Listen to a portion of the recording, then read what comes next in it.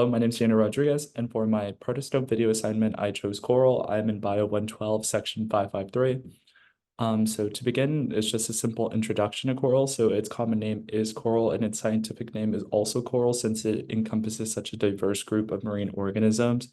So specifically, these organisms are classified under the class Anthozoa with the phylum Cnidaria. So they are closely related to other species such as jellyfish and sea anemones.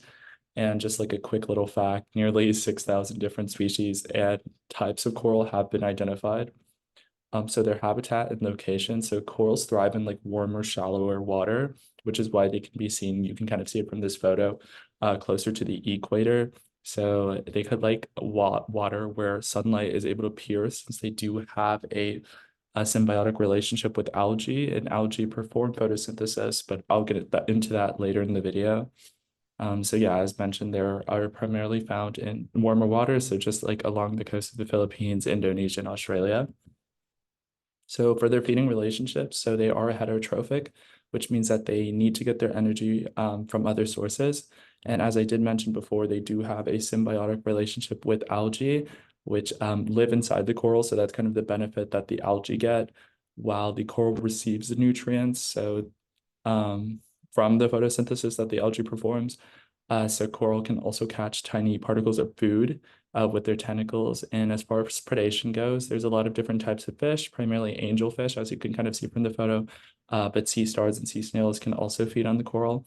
And the coral consumes primarily zooplankton. And as I mentioned, it does get a lot of its energy from its symbiotic relationship with the algae.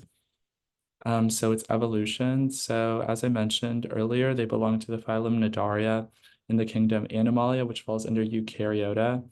And as you can see here, in the Cnidaria phylum, it kind of branches off to all the various types of corals that fall under it. And some from my two unique evolved traits, I chose polyps, which are the formation of corals. So polyps each are like a single organism, and you can kind of base their structure of coral on them, as they are cylindrical and have a single mouth. And they are kind of responsible for the strong structure of coral. And the second is biofluorescence. So that's kind of the ability for like the coral to make itself glow as it reflects light. And it increases their fitness by attracting the algae that they have a symbiotic relation with.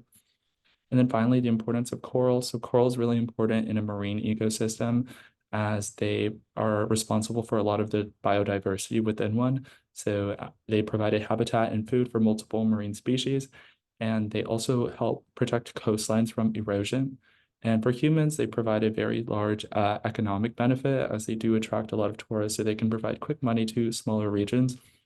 However, humans are impacting coral ecosystems or coral reefs, primarily through overfishing, pollution, and climate change, which is causing very bad phenomena such as coral bleaching.